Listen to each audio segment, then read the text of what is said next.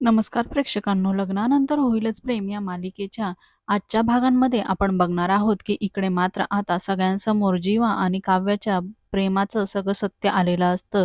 त्यानंतर मात्र आजच्या भागामध्ये कोणीही काही बोलत नाही आणि कोणालाही काही डायलॉग दिलेला नसतो. इकडे मात्र नंदिनी पार्थ यांच्यासोबत घरातील प्रत्येक व्यक्तीला प्रचंड हा मानसिक धक्का बसलेला असतो. त्यामुळे आता सगळेजण अगदी शांत असतात. दुसरीकडे मात्र नंदिनी जोरातच चक्कर येऊन खाली कोसळते, तर पार्थ मात्र आता इकडे काव्याचा हात झिरकाढतो. हे बघून मात्र रम्या आणि वसुंधरा प्रचंड खुश होतात. तर येणाऱ्या भागांमध्ये आपण बघणार आहोत की आता मात्र इकडे पार्थ म्हणत असतो की लग्नानंतर होईलच प्रेम हे म्हणजे एक मोठा गुन्हाच आहे आणि गुन्हेगाराला शिक्षा तर व्हायलाच पाहिजे. तेव्हा विक्रम त्याला समजवण्याचा प्रयत्न करतो. परंतु पार्थ म्हणतो, "पण मला हे कळत नाही की मी काव्याचा गुन्हेगार आहे की काव्या माझी गुन्हेगार आहे."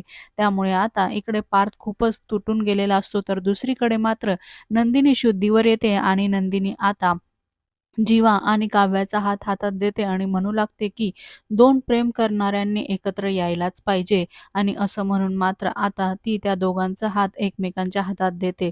इकडे मात्र आता पारसुद्धा काही बोलत नाही आणि जीवा आणि काव्याला प्रचंड आता मोठा धक्का बसलेला असतो. नंदिनी आणि पार्थच्या अशा वागण्याने. मालिकेच्या अशाच नवनवीन भागांसाठी आपल्या चॅनलला नक्की लाईक करा, शेअर करा, सबस्क्राईब करा.